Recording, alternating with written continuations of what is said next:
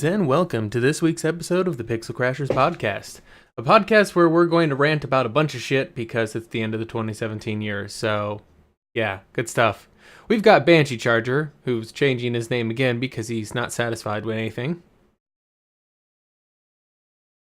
Satisfied. Never settle, people.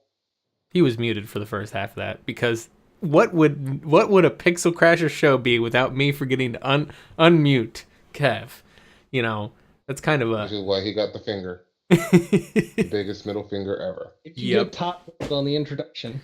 Yeah, that's the top 10 best moment of all time of this show is how often I forget to unmute Kev, I think. And how often I give him the finger for it.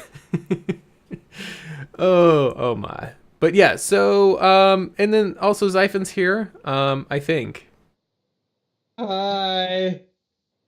His camera keeps freezing because, hey guys, I know this is shocking, but his ISP apparently is throttling, like, Skype calls. Like, I thought that there was some kind of laws or something that prevented the government from throttling certain traffic over another. I guess not. You thought wrong, my friend. You thought wrong. I'd also like to take this opportunity to say fuck Bush. I'm still blaming this on George Bush.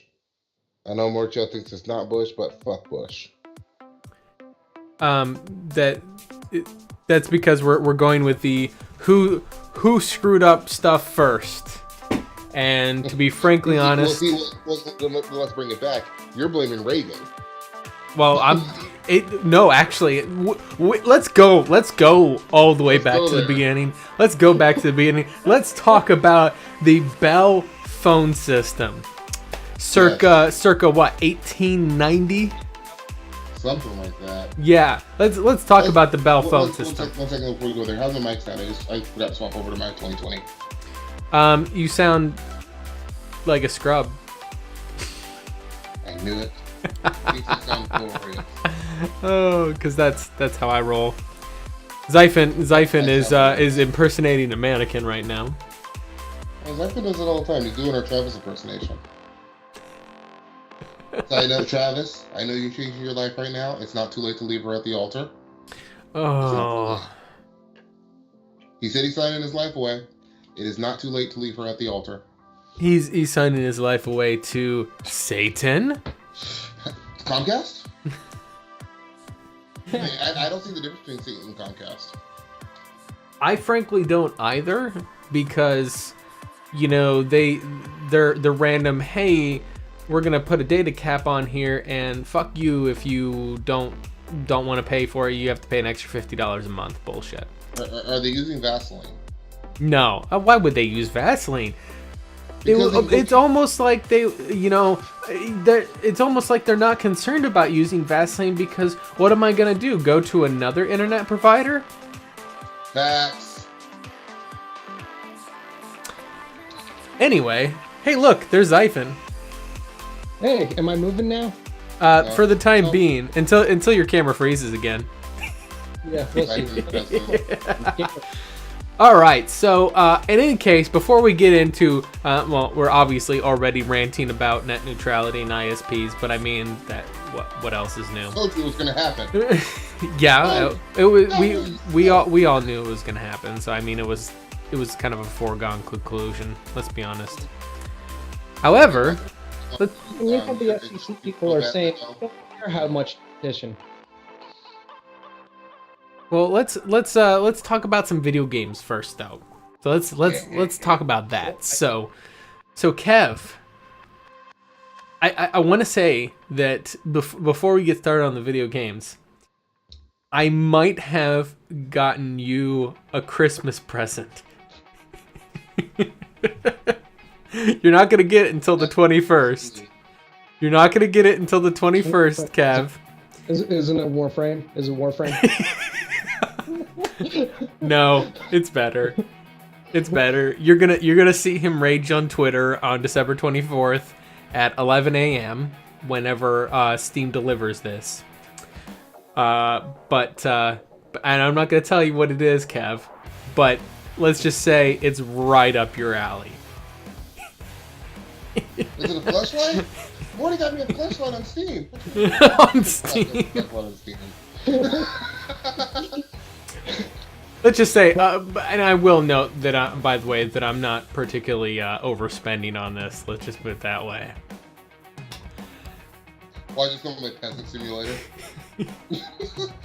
You'll find out. I thought about buying it for Xaiphen, but I figured Xaiphen, he's in the same position as I am, so he wouldn't enjoy it very much. You, however, think that you will. It's gonna be like a lot of fun. You're gonna sink hours into this game. No, I'm not. It's gonna probably something capped at like 12 frames per second. So. With no real content in it. So have you been on anything new and entertaining this past month since y'all canceled last week like a bunch of scrubs? I started playing Company Heroes 2 again because they were giving it out on Humble Bundle. And shout out to Steam too. I don't get to praise Steam very much. I bought it for $5 on Black Friday on Steam, so almost 3 weeks ago. Mm-hmm. They still gave me the refund, which they usually don't. They're usually very strict about the 2 weeks. Nice. They gave me my refund back, and then I went and got the free copy.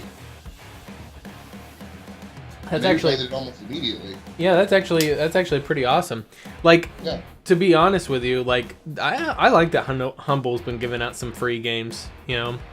I'm using it to just kind of shit on the console fanboys because they've been telling us, how they pay for PSN and Xbox Live, and they get free games off of it. So you just see me randomly posting all the free PC games with hashtag no subscription required.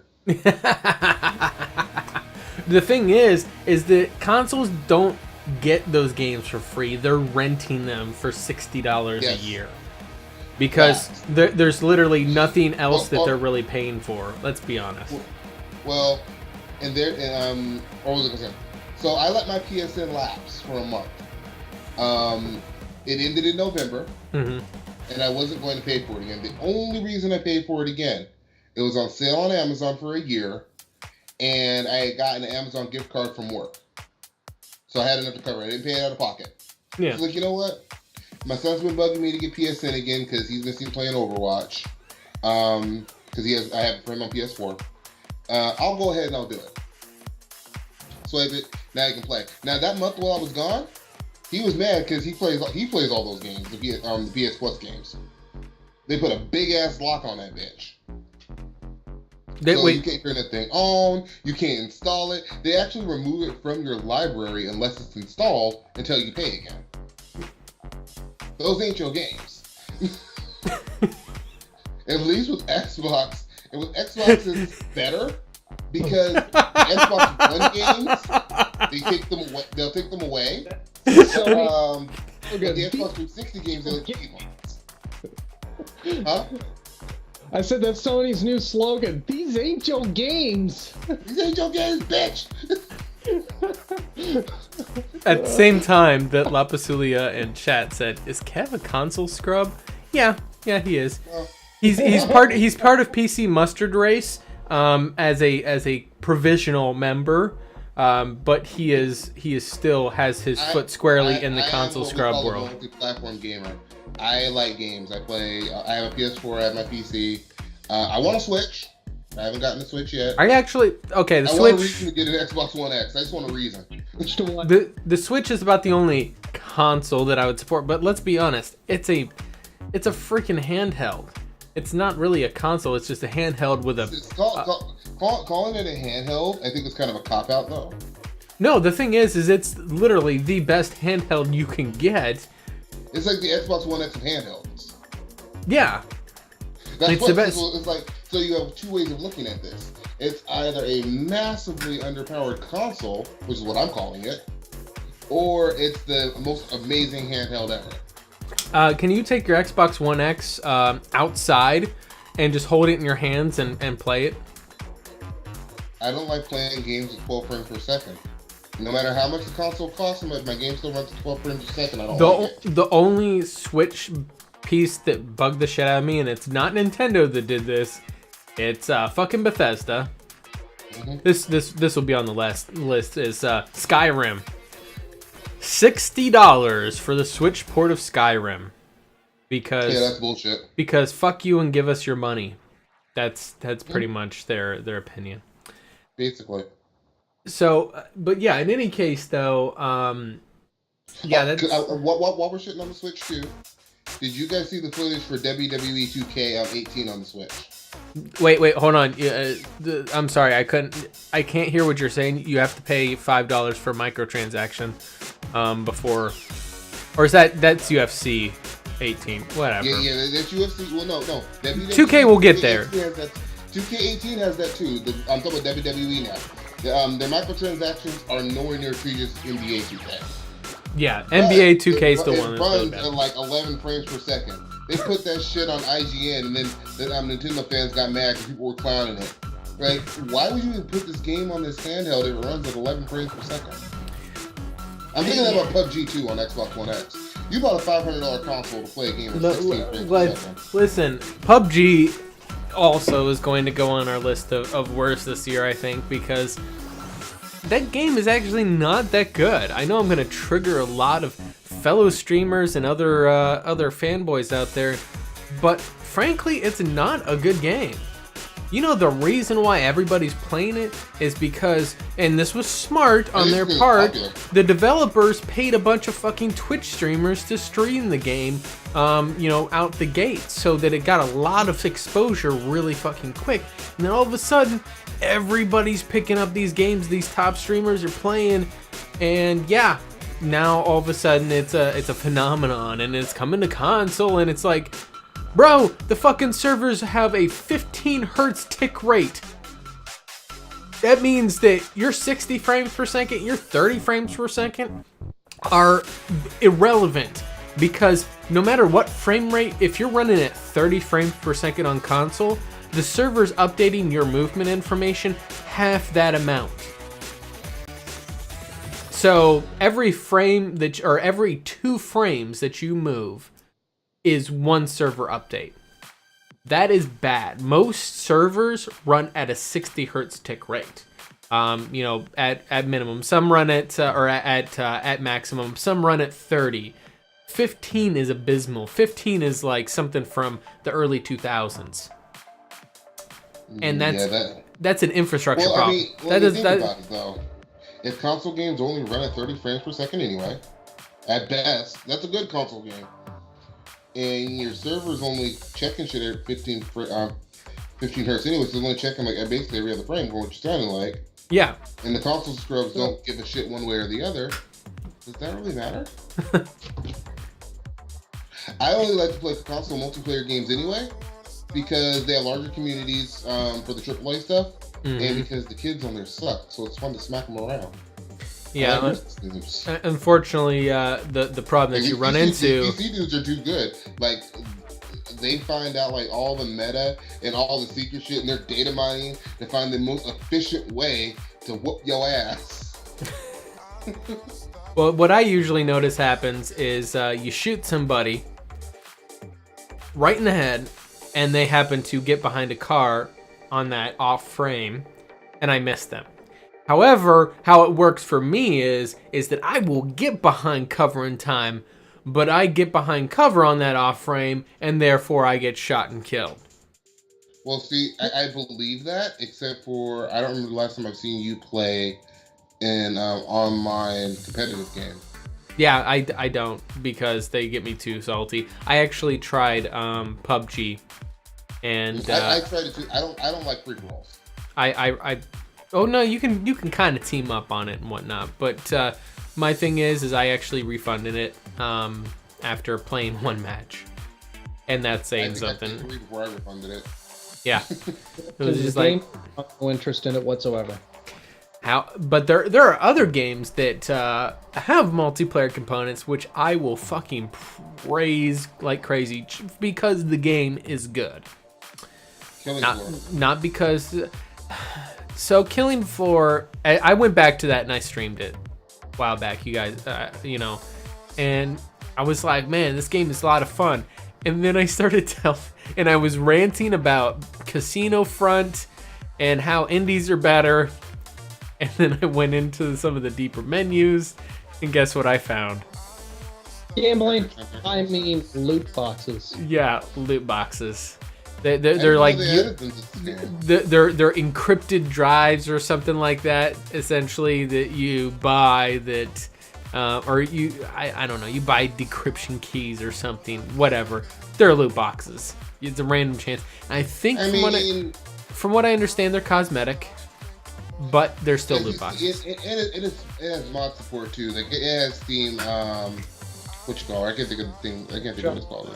Yeah, Steam Workshop. Yeah. So I mean, I look at it something like when you look at City Skylines. City Skylines, yeah, you can buy the DLC and all the cosmetic bullshit, or you can just go to Steam Workshop. Shit, even without, I haven't bought any of the DLC for City Skyline. I still have sunk dozens, if not hundreds, of hours into that game, and I want to go back to it. I think my problem is I have too many games. My thing is by the way, the game that I got you have to promise me that you stream it at least a little bit, just to stream that you got that game, and then I bought that for you, and this is how amazing it is. It's a troll gift, and I have to look at it because remember I got you Rainbow Six last year.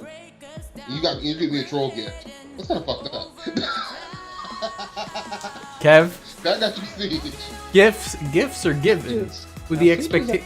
Good game. We don't play it enough. Huh? I said Siege is a good game. We don't play it enough. No, we don't. And the thing is I actually kind of wanted to get back into it, but I realized, goddamn, my skills in that game have fallen off. I went in there, I was like, let me time to get good. Let me roll a terrorist hunt in there. Dude, I died to like the first. It was embarrassing. I'm glad that it wasn't on stream. Yeah, I did fine with the PvE, but PvP, but I still have no skills. Same. Speaking of like new games that I've been playing, if you've seen, Titanfall 2, which the story. A bunch of Titanfall 2. Titanfall 2. Here's the thing: is the way I've got it routed through Steam. If I don't shut down Origin, it still thinks, like right now, Steam will tell you I'm playing Titanfall 2, but I don't have it running. You can see that on Discord. Yeah. So, have you found a way to make the Origin games work with your Steam controller? Oh yeah.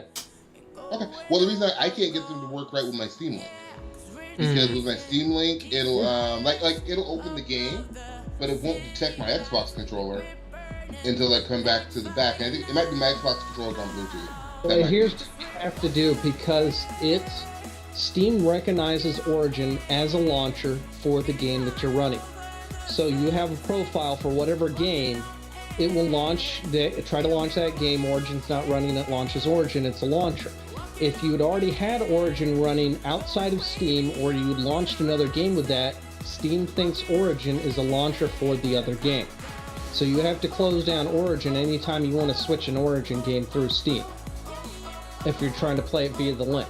So that's what you need to do, is shut down Origin, launch the game through your Steam link, and then let the Origin launcher start itself up from launching that game. Yep. It's kind of like what I have to do with Battle.net games. Yep. I have to do Battle.net games too. And even with Diablo, you have to go and do like a launch. It's the same thing with Uplay, Battle.net. Blizzard launcher, guys.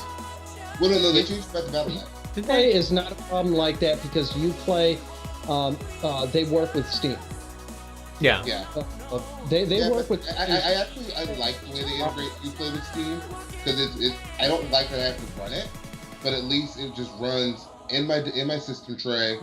I don't have to think about it, and it doesn't pop up or anything. I wish I could do that with the others. It works with Steam. Steam doesn't have it confused as a dedicated launcher for a specific game, and then you have to close it down and let it reopen like I have to do with Origin.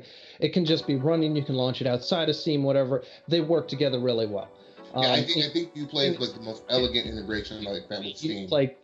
If you buy a Uplay game through Steam, you will notice that you can buy it. For one, you can buy it through Steam instead of Uplay, and then it'll just run the Uplay launcher off of that. And there's some games that have I look at a game's dedication to support to Steam, or the Steam controller, particularly if you see a developer Steam controller profile. I look at they've spent some time into trying to work with Steam on that.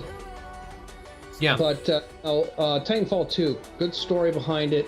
The multiplayer is, well, it's still, you still got your multiplayer ups and downs. It's definitely has that COD inspiration because it's made by Respawn. Yep. But former Infinity Ward. It's still not. It still has the sci-fi aspect of a mech game, and I've been playing a lot of Frontier Defense, which is a PvE, not a PvP. Mm-hmm. And good news for all you loot box haters, which I'm one of you. I think that shit is bullshit too. It does, there's buy-ins to that game. I haven't even looked into them because it has, the Call of Duty. What? They're all cosmetic. Well, I mean, it's got a natural progression. You don't Mass Effect. You get the credits, and then you use the credits to get a random roll on whatever your next level upgrade is going to be. Whereas this game, you get your progression, and then you get that upgrade. There's no random roll. You know what's going to happen next. You know where you're going to go, just like, all the previous Call of Duty games. Yep. There's no box. There's no random chance of your, next level up. You know exactly what you're going to get. Yeah. Can we just take a moment to acknowledge the fact that people are pissed about Casino Front and no one raised an eyebrow at Mass Effect 3 having loot boxes tied to progression? I think it was too early on. They should have. People should have been upset. But it was too early on that I don't think people were that angry about it. Yeah. And I don't think the loot boxes were anywhere near as atrocious. Like, even with Mass Effect Andromeda, we weren't mad about it, or Dragon Age Inquisition, we weren't mad about it until they fucked up the progression in Andromeda. Yeah, now the thing is that Dragon Age Inquisition's progression was fairly well fucked. They did a similar thing in both games, by the way, not to detract away from Titanfall 2. We'll get back to that in a moment. They kind of did a similar thing of fucking up the progression in both games.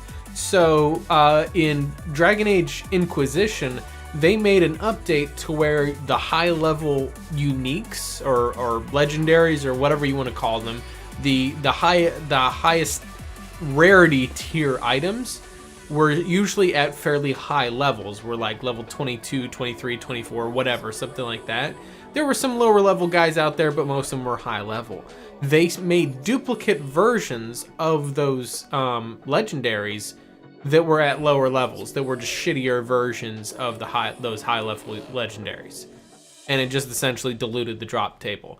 They did the same thing, or a similar thing in Andromeda with patch 1.09, where they went in and added a whole bunch of extra grindy bullshit and drops into the game just to increase the grind level and hopefully maximize those loot boxes. Anyway, Titanfall 2 doesn't do that, which is awesome. Kev, however, does do that with that keyboard typing, man. Oh, yes! But yeah, so like the Frontier Defense is a nice, four player PvE, wave defense, which I find works out pretty well. It doesn't have that level of intensity that your standard player does in any. So I can relax on that one and have fun with it.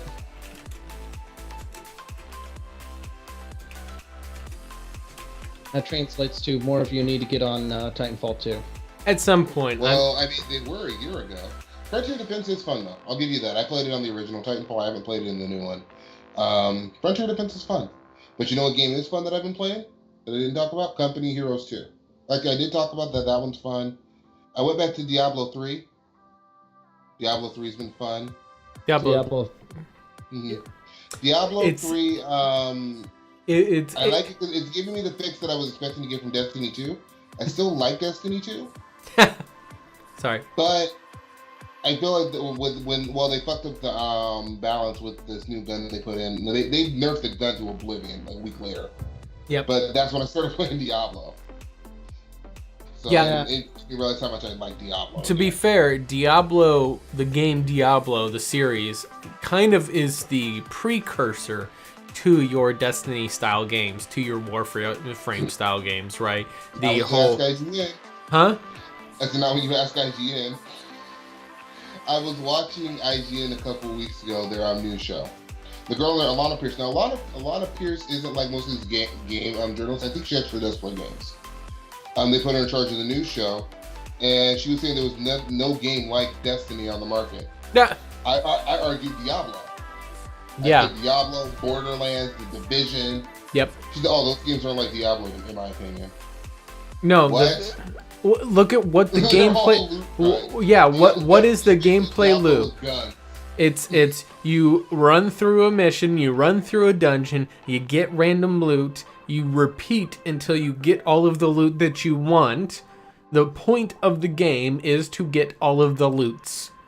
That's the point of the game. That's the point of Destiny. That's the point of Division, Warframe, Diablo, any games in that same line. They're what's known as looters, dungeon crawlers. I would go as far as saying a lot of MMOs are like this. Yes. Well, MMOs also kind of spurred off of that same concept, right? Yeah. The first Diablo was in the mid 90s. The second one was in like 98, right? Mm-hmm. You know, like they were around long before the first MMO, which, I mean, the first MMO I think was it Mud? Right? I saw something where they said the first MMO came out in like the 70s. Well, okay, so let me rephrase that. You can stretch because the internet wasn't really a thing until like the mid 90s. Yeah, you can stretch the definition of MMO to mean that any large interconnection of players online at the same time is massively. Yeah, it could be text-based adventure or whatever. I'm meaning the first of your classic MMO style games, which, you know, like Phantasy Star. I think Eve also came out like somewhere in the mid 2000s. WoW, all these other games, right? Those are all your starting point MMOs. And they all kind of like WoW really kind of was the revolution. That was the iPhone, if you will, of the MMO market. It kind of kicked everybody else into gear to try to repeat that success. WoW was kind of depressing though, because of all their subscription fees. Well, they were hugely lucrative because of it. WoW was games as a service before the moniker as a service was ever even a thing. Mm-hmm. Right. Like it shocks me that how successful WoW is, because as PC gamers, we always talk about, oh, you shouldn't have to pay to play online. Mm-hmm. Yet we support WoW, a game where you have to buy the expansions every year to continue on with the game. A game where you have to pay every month to keep playing the game that you bought in 2007. Mm-hmm. Why do I have to continue paying for a game that I paid for 10, 11 years ago? Yep. Now, they can charges for expansions. It has a subscription service. Does it have other microtransactions in there? I don't know if they do that. No, but it doesn't need anymore. The monthly charge is a microtransaction. Well, I actually find that more egregious choice than the microtransactions that they put in something like Casino Front. Yeah. Well, the catch, pick your evil. No, I don't think there's that's, to me, that's kind of a false dichotomy. We don't have to pick our evil. A company can do things ethically and correct from the start. You don't have to have a subscription-based model or loot boxes. You can do, like, Warframe has had continuing development. Now there are loot boxes buried in the shotgun style. I did not say loot boxes. I said microtransactions. Oh, okay. Which have. I mean microtransactions generically, whether it's loot boxes or not, or a subscription service. That is not exactly a false dichotomy. I mean, there's probably some other options out there, but at this point in time, long-term development games like WoW, like Warframe, what's your choice on them, not just like you look at the baseline of continued support on them being able to make a living, for the work that they're putting into it. And of course, they're also trying to make more money on top of that. So, we're losing you, Xaiphen. Your mic is starting to cut out, bro. Oh, you want to go with the microtransaction system or go with the subscriptions? Yeah. The thing is that money is needed for continuing development. A lot of games, though, that I have a problem with are like, so if you're having a game like WoW or like Warframe where there is continued active development, like Warframe, yes, is not the same as WoW. It's not necessarily an MMO RPG like WoW is, but it does have that point of There's elements of it. There are certain MMO elements, but the main thing is that there is continued active development. They make huge updates to that game. At least usually once a year they have a huge project, right, that they release, and then they'll have multiple little content drops throughout the year to spur microtransaction purchases.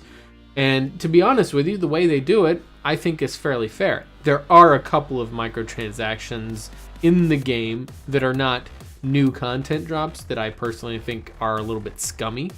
And that's mostly the loot box mod packages or whatever they are that are essentially random mods. And it's a loot box, right? But the second one is that the rather predatory Warframe and weapon slots that you start off with 2 Warframe slots and 4 weapon slots or whatever, and you quickly eat up those slots, and therefore, you either have to decommission your Warframe or, buy a Warframe slot. That to me is a bunch of crap. And that's rather scummy. And I actually made that comment to Rebecca Ford, the community manager for Digital Extremes, when she was saying that she met Zachary Levi, Zachary Levi is a pretty hardcore gamer apparently, and he fucking hates microtransactions of any kind, not just loot boxes. He hates all of them. And he's pretty apparently like his comment at the Video Game Awards where he was slid his credit card through the envelope to purchase the envelope microtransaction. That was rather mild apparently for some of the shit that he said about microtransactions in the past. So he must love the shit that EA's catching right now. Oh yeah, he is. Now, when it comes to microtransactions, loot boxes, and all this stuff, I argue because I understand, for ongoing game development, yeah, they need to continue making money, and I'm okay with the business making money. Yep. But pick your evil. Do we do microtransactions? Do we do expansion packs that possibly break up the community? Or how do we manage this? I'm against the pay to win mechanics, and I'm against breaking up the community. I'd like to see, I'd like when they did just the cosmetic stuff. So here's the thing. I thought Overwatch got it right. So here's the thing. How Warframe does it, if you look at it conceptually, how Warframe does it, right? They will have a big update that you could call an expansion, if you will. Like, for example, Plains of Eidolon, right? The newest expansion to the game, right? Added a whole new gameplay style, a whole bunch of new stuff that you can get and so on, right? You don't have to pay for that. No one pays for that, right? However, they have, throughout the year, they'll drop new Warframes and new weapons that people can buy or grind out if they want. Obviously, the idea with those is that people are intended to buy them with microtransactions to fund development of the game, right? And they don't expect a rather low turnover. But here's the thing. That's a little different, though, too, because it's a free-to-play game. Well, no, I mean, even if you're doing a premium game, if you wanted to have, like, say, if you want a Casino Front, right? Let's say Casino Front launches originally, and this wouldn't happen, but let's say that it launched with like 4 Imperial and 4 Republic classes that you play as normally, all your troop types, right? Right. And then they have, like, say, 2 iconic heroes, right? And this is the problem, is that they release pretty much all of the guys at once, and then pretty much everything at once, and then locked existing ones behind some kind of paywall, right? I'm still here. I'm still listening. I'm just going to turn on the heat.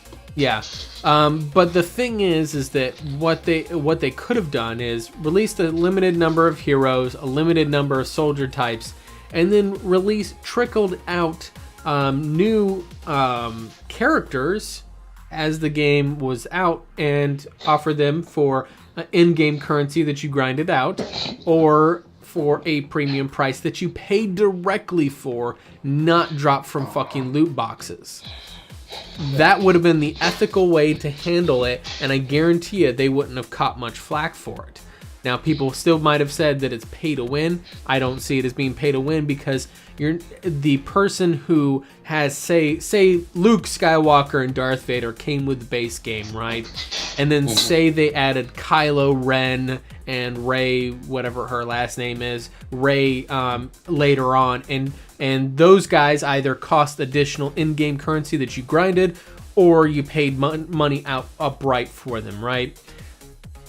There's not any competitive advantage between the two. It's just essentially, instead of like Luke and Rey can be pretty much the same character, or maybe slight different powers, but they're still equal competitively, right? Yeah. So you're not getting a competitive advantage for paying for Rey. You're just getting an additional option. You know, that I think is really the key. Is that they could have released these guys out not in a loot box where you're gambling for them. You pay directly for them, or you grind up the currency to pay directly for them, get what you want, and then you play as them, and you're still on the same equal competitive playing field as everybody else. Maybe I just want to talk about how depressing Battlefront 2 is also. Because I was looking forward to that game. Oh, I kind of was excited about it too. I was excited about that single player story they're teasing, and it was garbage. Was the story garbage? I haven't looked into it. It's fucking fan fiction. It's like, hey, let's force in all of these iconic Star Wars characters into the story because, you know, there's totally a good reason for it and stuff. I was kind of hoping that we would get an actual fully Empire-based storyline. I'm not going to spoil too much. Not like there's huge spoilers in it anyway, but it's pretty much your random, your typical, this... Is it like Call of Duty style? Special Forces, Empire soldier person, discovers one day after the Empire has fallen, she discovers that the Empire was wrong all along, and then she defects to the rebels. Just arbitrarily. There's no nuance. Like Call of Duty style story. It's like flipping a switch. It's basically Call of Duty without the story on rails, without your teammates opening the door for you. I mean, it's not far removed from that. Like and like I said, there's so many points. Like literally every mission is, hey, now you get to play with this iconic character, and now you get to play with this one. Oh man, here's Luke, and now here's Han Solo with a beard. Here's Yoda. Ooh, you know, you can play with Leia. Yeah, you can play Leia. You play as Lando Calrissian. You play as Han Solo, and it's just like mission after mission of you just playing as iconic characters, and it's like, dude, this story's like fucking fan fiction. It's like there's no real thought put into it. It's my thing is I was kind of hoping that we would see this character we're playing as who kind of has this. You know, starts off as just kind of being a soldier and thinking that she's doing what's right. And then as it progressed on, you kind of slowly see her, what she thinks is right is becoming more and more extremist, if you will. Kind of a Spec Ops The Line type story is kind of what I was hoping for. And I know that would have been awesome. But it would have never happened, let's be honest. Not only did EA have no intention of putting that much effort into writing, but I doubt that Disney would want that kind of dark tone to their, to their stuff. Like BioWare. I would say get the writers from old BioWare, because when they used to write, but at this point they're just kind of corporate slaves. They do whatever EA tells them to. Whatever integrity that was at BioWare is long gone.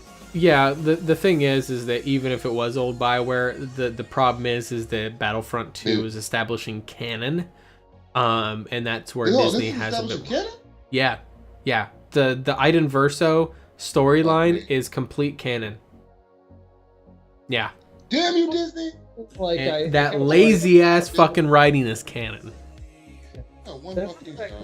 Worry on. Get slightly off video game topic, but still in dealing with bigger companies and the image they want to maintain.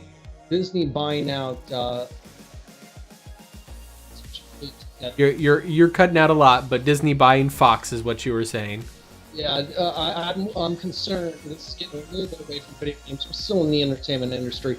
I'm concerned about Disney's partial buyout of Fox, particularly Deadpool. Granted, Deadpool 2 is probably pretty well set up, and if it's not already in the middle of shooting, I think they're going to stick the R rating on that one. But after that, then I start to.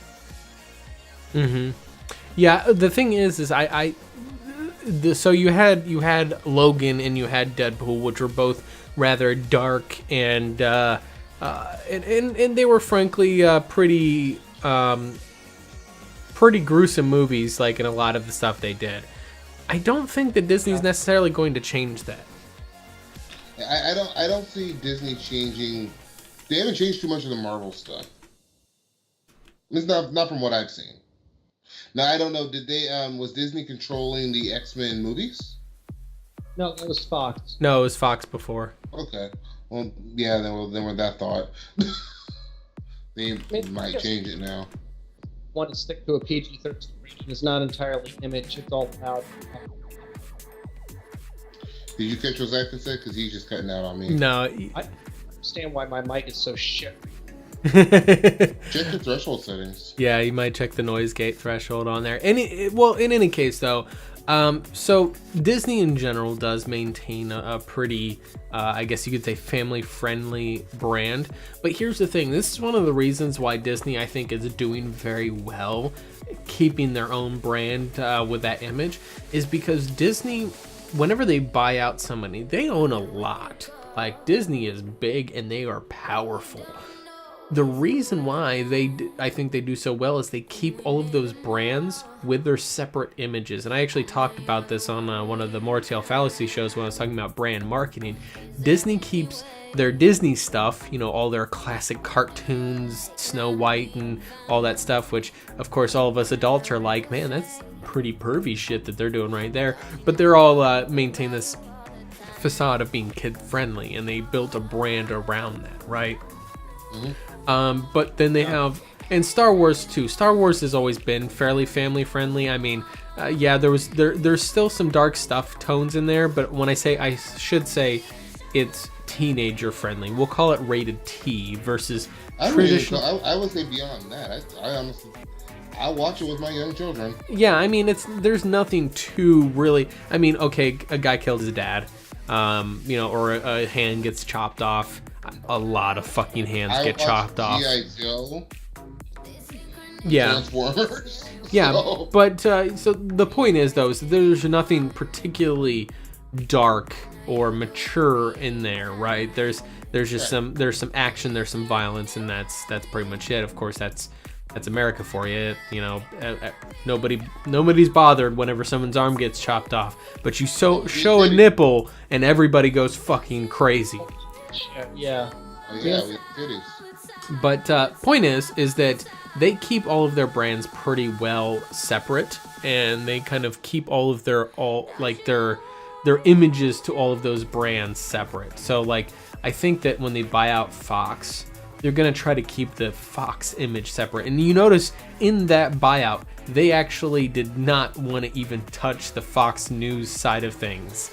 Like all that stuff. No, I wish they would touch and shut down the damn Fox News side of things. No, the thing is, here's the thing, is that they did not want Fox News, because if they were... So you want to keep your brands separate and keep them successful unto themselves. However, the problem is you do not want something that's going to reflect badly upon your brand too much, right? So having, you don't want Fox News. Yeah, they don't want a heavily partisan news organization tied to them. Like, and I imagine even if they now they may be left leaning. I don't know. I haven't heard a lot of political statements from Disney, but say they also were buying up NBC Universal, right? They may want to stay away from MSNBC because it's similarly heavily partisan. So that it may be just that they want to stay away from partisan politics stuff as much as they can, because while it is lucrative, Fox News makes a lot of money and has a lot of things. It's not necessarily fit. It doesn't fit with their brand strategy. right? And that's pretty much what it is. Anyway, I don't think that we're gonna have a lot to worry about with Deadpool, especially if Deadpool is making crazy money like it is. That just means that they have to segregate that maybe Fox will be their adult-oriented brand, right? You know, like they cater a lot of their programming more towards adult audiences, and then that way they can have their family-friendly content, like from LucasArts and from Disney and the like, and Pixar, and god damn, they own a lot of shit. They do. Hopefully, it works out that way. Yeah. Yeah, That'd be nice. That's what I hope for. Like I said, I do have concerns whenever you have a corporation that is buying up all of these companies. You know, there's another corporation that did something similar to that. You guys may have heard of them. They're called Comcast. No, they're called Comcast. And they just buy up all of the entertainment stuff. They own the distribution and the production of media, in owning NBC Universal. My concern is actually Hulu. So I don't know if you guys know this or not, but I'm concerned about Hulu too, because Hulu's my main source of television. Yeah, same here. Fox owns 51% of Hulu, I guess.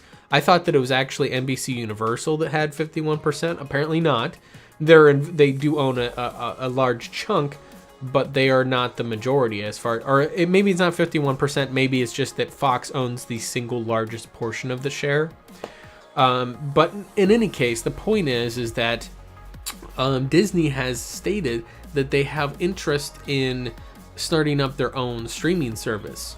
Now, they could just keep the Disney stuff relegated to, say, I don't know, Marvel, Disney, and LucasArts, for all I know, and then Fox stuff stays on Hulu.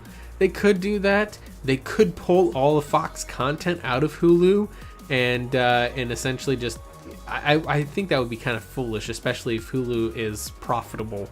That seems like that would be shooting themselves in the foot. I don't know the profit numbers of Hulu though. That's a good bet.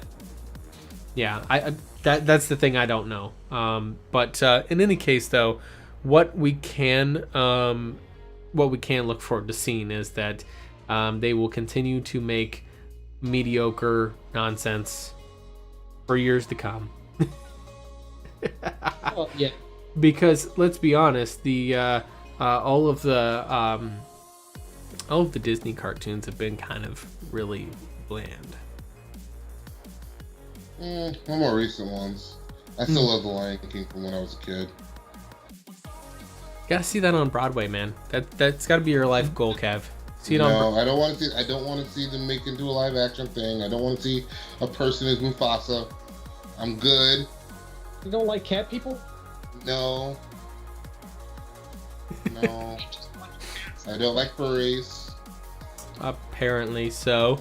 Well, no, here's my thing. So, getting back onto the video game topic and off of the nonsense of that, let's kind of run down some other some hits. So we talked about that miss. Let's get the elephant in the room for probably, I think, the biggest miss of 2017, and let's talk about Egypt Pie.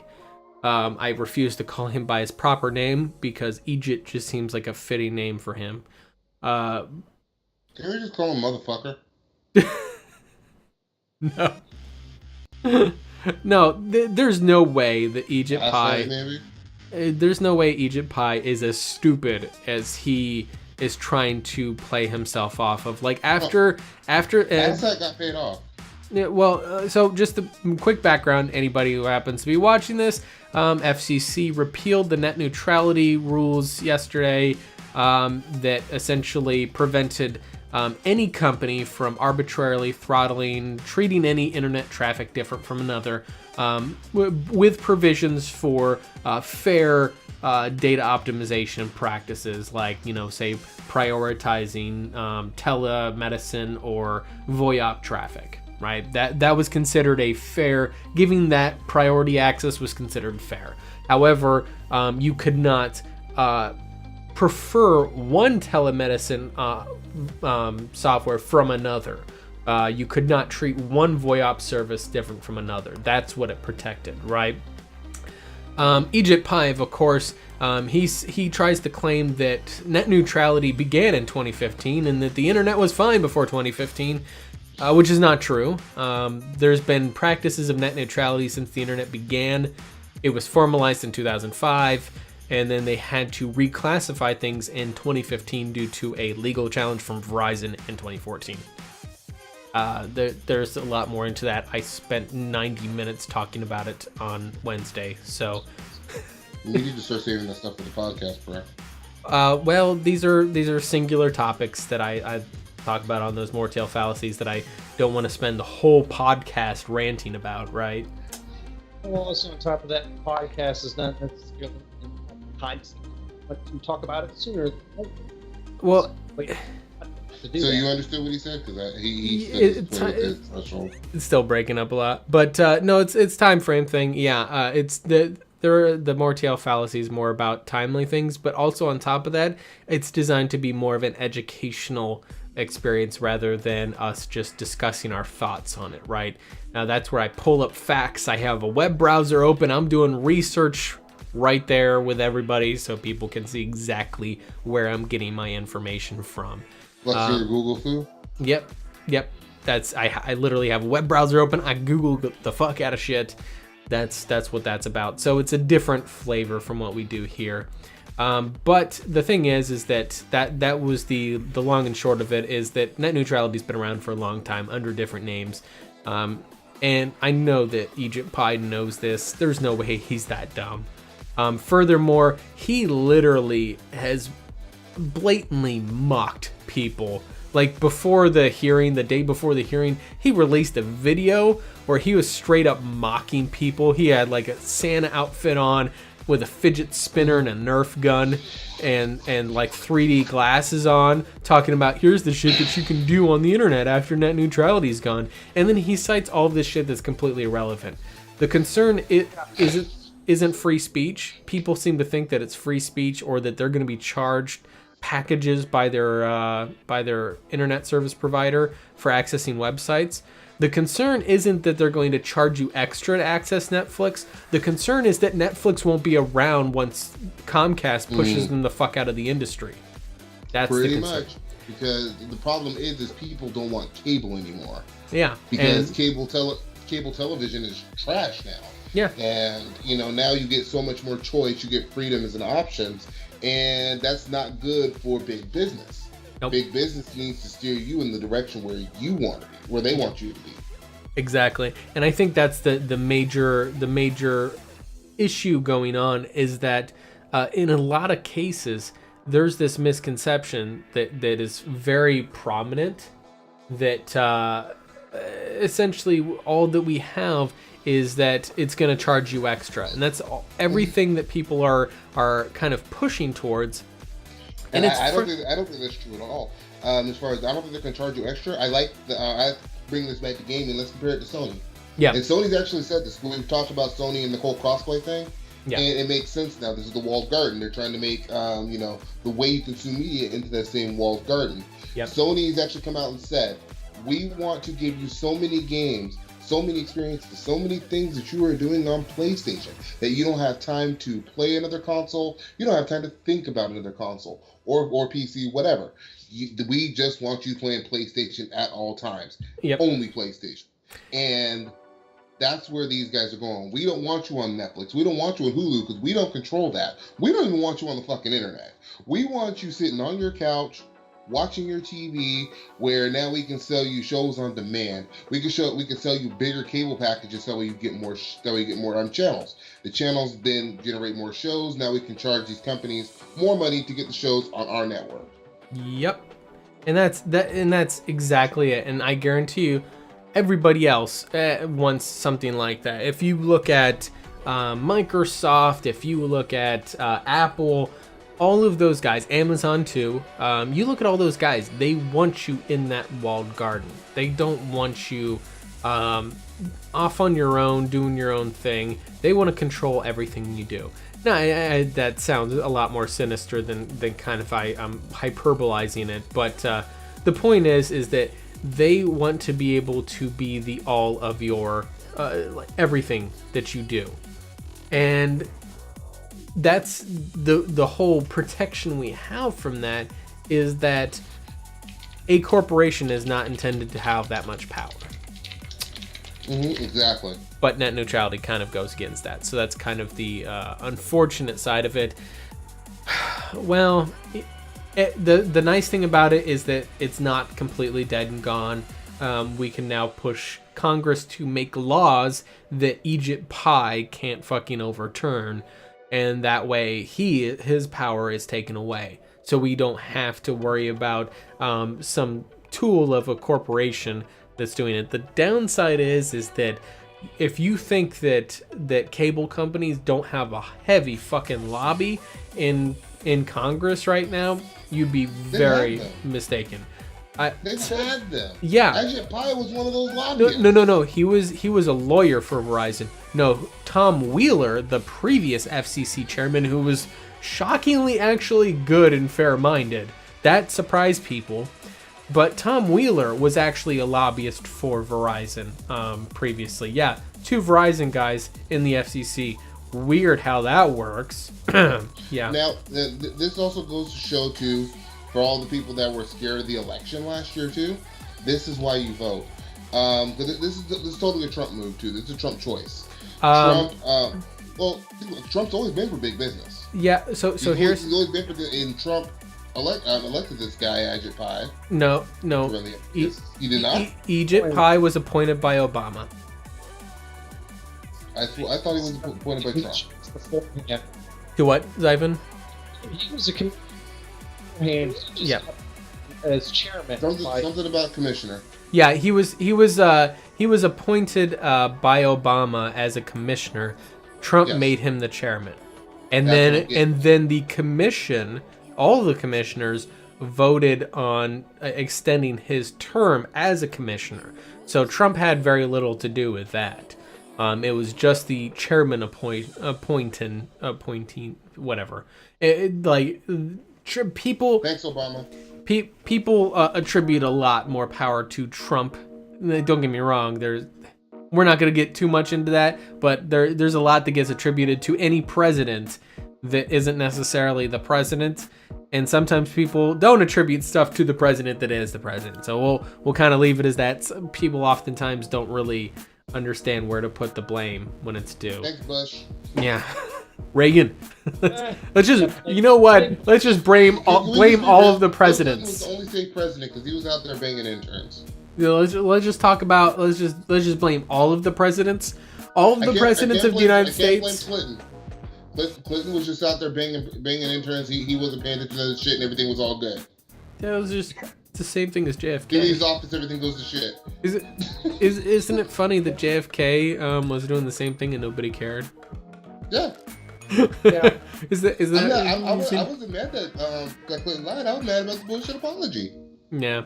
You know, he did what most normal men do. I cheated on my wife. I lied so my wife wouldn't find out. Shit got too fucked up. I had to tell her the truth. The problem is he just had a camera in his face. Yeah. But in any case, though, so that's probably the biggest kind of fuck up of 2017 was FCC repealing net neutrality. Definitely, obviously there's a bunch of resources out there that for how to contact your local congressional representatives. Definitely keep the pressure on them and don't let this kind of die out. Don't be goldfish and forget about it in 30 seconds. Keep pressuring on it, and the congressmen, they need to be reelected. Egypt Pie isn't elected by people, so he has no pressure there. That was done that way so that he wouldn't feel pressured by corporations or need to worry about fundraising and all that, so that he could be an independent voice in the matter. He's obviously not an independent voice, so the point is that just put pressure where you can and do what you can to make sure that goes to the right people. However, that obviously wasn't the only big fuck up of 2017. We also had, let's just encapsulate it as EA, right? EA this was the year of EA fucking everything. There's As no Vaseline. yeah, And it started with Andromeda. yeah, I can honestly say that Andromeda was the first of the year. And the thing is that whenever Andromeda came out, I think that a lot of people were focused on some of the story elements of it, that they didn't notice the loot boxes as much, and that kind of got underplayed in the overall criticism of the game. But then I think once once more games started coming out, people were like, "What the hell is EA doing?" And then, and you know what I've noticed as time went on? Most of the games that EA has put out this year has the same loot box shit. The difference between Mass Effect Andromeda and Star Wars Battlefront is that they couldn't find a way to make Mass Effect as egregious as Battlefront. Yeah. Well, I mean, if you look at UFC. I'm pretty NBA Live I hear isn't that bad, but they're fighting NBA 2K, who's had basically a monopoly game on NBA games for like the last decade. Well, yeah, didn't they? They can't fuck up NBA Live. I think that NBA Live will go MIA again. They did the Need for Speed. Yeah, so it's pretty much all of their major properties. So they've obviously FIFA Ultimate Team has been a thing since for a long time now. That's really where this got started, right? That's where EA 30% of EA's their online revenue comes from Ultimate Team, FIFA Ultimate Team only, nothing else. So that in and of itself should kind of tell you just how prominent that whole thing is. That's a huge, the concern of course is that much revenue into one revenue stream, and the fact that they're forcing other games into that revenue stream tells me that that's kind of building what's known as an economic bubble. You know, like the housing bubble, the .com bubble. What happened to all of those? They burst. Yep. And that's kind of what I suspect will happen with EA, is that eventually all this these loot box bursts, or this loot box bubble is going to burst eventually, and it's going to tank a lot of shit with it. What I see happening over the next couple years especially, we're going to see a resurgence. Like, everybody thinks the game industry is going to crash. I don't think the game industry is going to crash. No. I think the AAA industry is going to crash. Yep. I think we're going to see the return of, like, B-level studios. ICS going to where you're going to see a lot more indie games become prominent. And you see that, like, especially with kids. Like, I have my 12-year-old and my 8-year-old. All them and all their friends are primarily playing indie games. They're cheap. They can play them on their PS4s. Some of my kids' friends still have PS3s and 360s only, and they can play most of those indie games, and it's not a problem. You know, so like they're playing tablet games. They're not going around necessarily. They'll play AAA games here and there, and they'll hear them talk about those here and there. But that's what the future is, because they're cheap. Because people don't want to spend $60 on games plus microtransactions. Yep. Pretty much. That's there was a coworker of mine who was like, he's planning on what game to buy his kid for Christmas, and he was thinking about doing Battlefront. And this was before the controversy really blew up. And I was like, don't do it. You don't want to do it. It's a mess. It's really not something that you want to spend money into. And turns out it was. But yeah, the thing is that my eldest son he still wants Battlefront. My wife almost bought it for him for Christmas. I showed her all the shit that was going on, because she was gonna go buy it on Black Friday. I'm like, don't do it. No, don't do it. But I want to play Battlefront, but don't do it. Yeah. The thing is, so here's the thing: is that the truth of the matter is that your indie industry, I guess you could say, that's already been kind of on the rise. There's a lot of like tools and resources available to indie developers that used to be kind of in-house and kind of really tribal knowledge, and now it's available to everybody. So you've seen a lot of these like Steam Greenlight or whatever they're calling it nowadays, the Steam indie front, a lot of your console indie spaces like have like some kind of means for people to produce these ultra low budget and usually rather short and really inexpensive games that people can enjoy. Like I call them nickel and dime games, not because they nickel and dime you, but because they cost you a nickel or a dime, you know, like they're 99 cents games that provide you with a short period of fun, but they're just meant to be a short little experience. A lot of people have this is what AAA has done to the industry most of all, is they've gotten these people thinking that you need to have a game that provides you with years of enjoyment and years of support and updates. Unfortunately, Warframe has also contributed to that as well. And that's not even AAA. But, I mean, Mass Effect 3 was kind of a pinnacle example of that. Left 4 Dead 2 is actually an indie game, but that also kind of had the similar effect of these games that people play for years and provide years of entertainment and fun, and people keep playing them. But there's also a space for games that you play and that last for an hour, 2 hours. They should be played, or they should be priced accordingly. I don't expect to pay even $30, even $20 for a game that's going to last me 2 hours. It should be, you know, a very inexpensive game, but it's a cheap thrill. Nothing wrong with that. You know, you pay $20 for fucking movie tickets, right? And that's one-time deal. I don't know. That's my thoughts on it. I'm rambling a lot. I honestly agree with that. You know, you should get what you pay for. Yep. Hey, it's nice to hear, Xaiphen. Not in today's world, you don't. You don't get anything that you pay for, really. No. Not always. We live in a world where people give you the bare minimum. We do the bare minimum effort. Yep. People don't want to do so you have a group of people on one side that want to do nothing and get all of the monies, and that's the gist of it. But even beyond that, like regular people.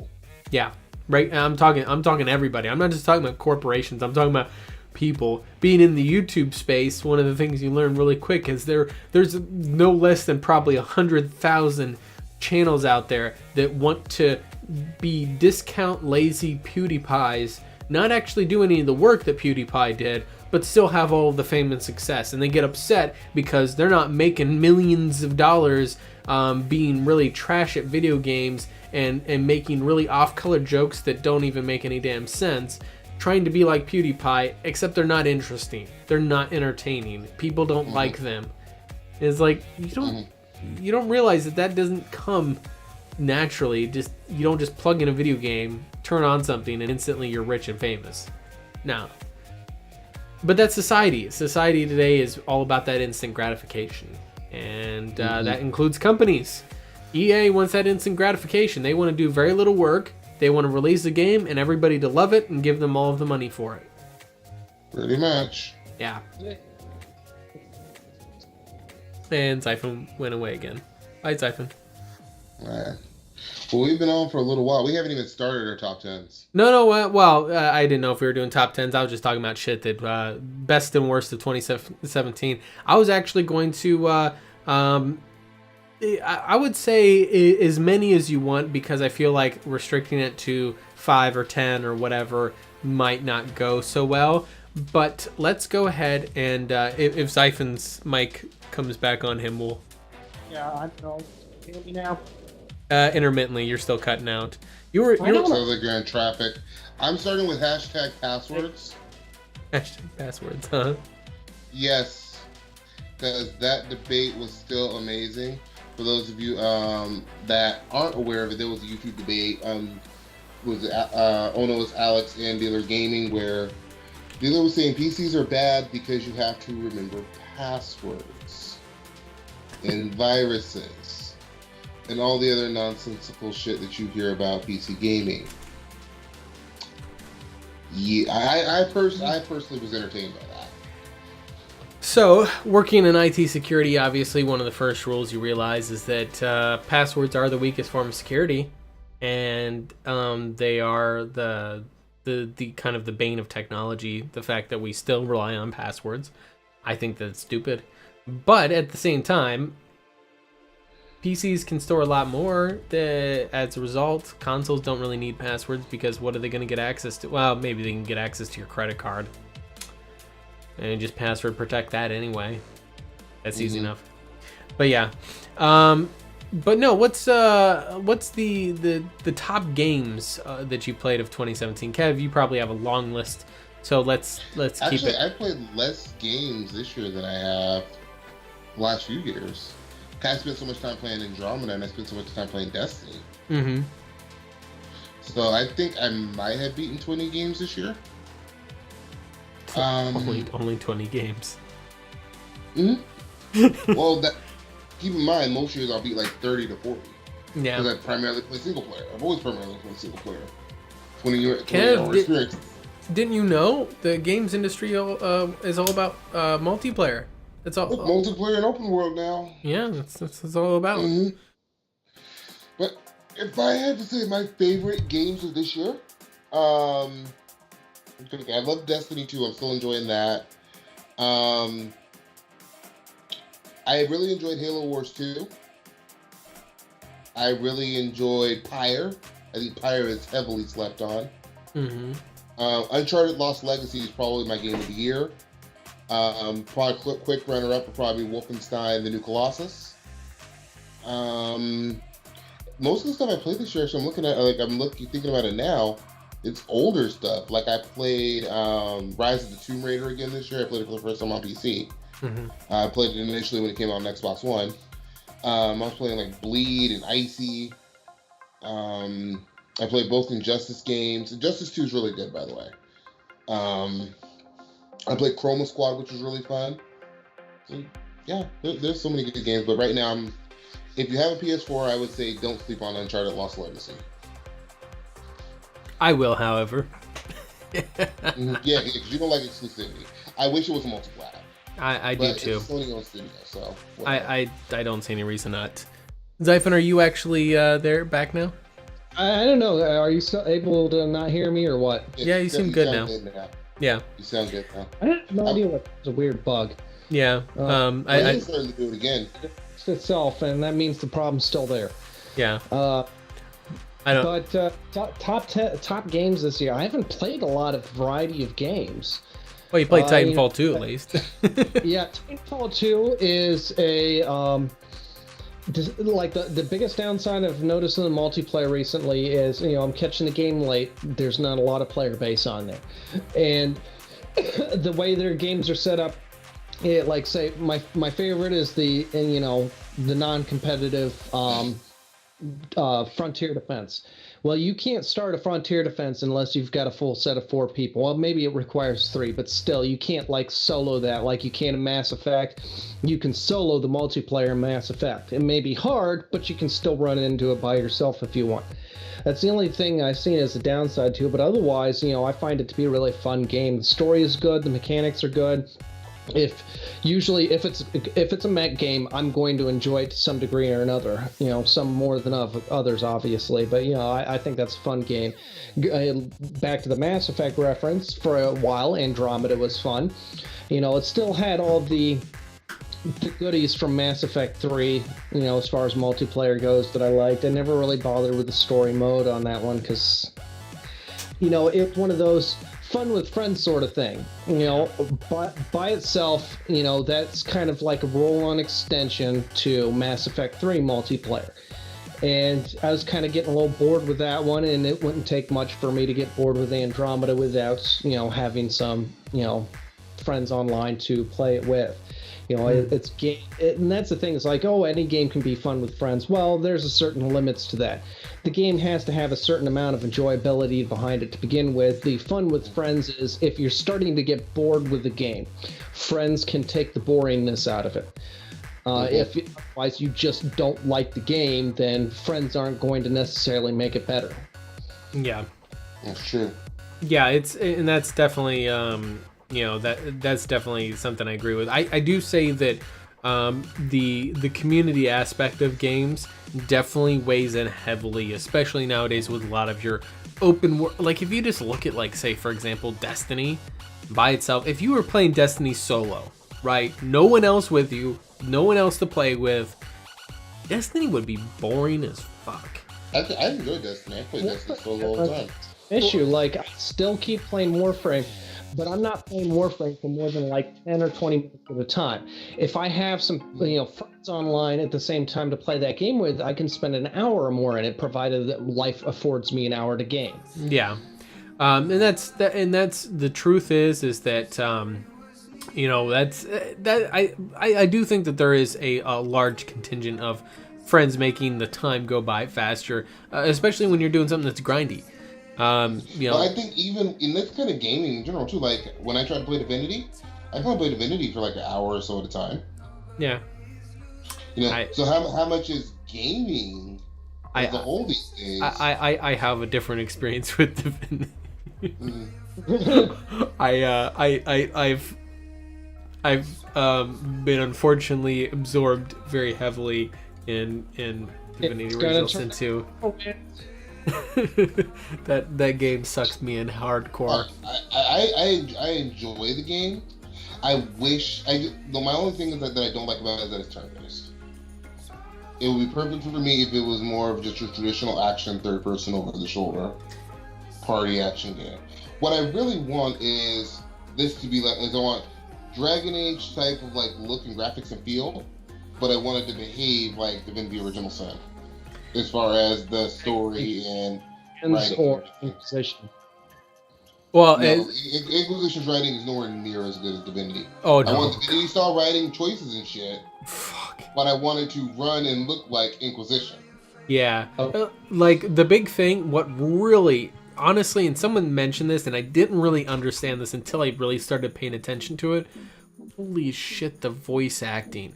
So, you gotta remember, Inquisition has had, big budget. They have some famous voice actors rolling for them, right?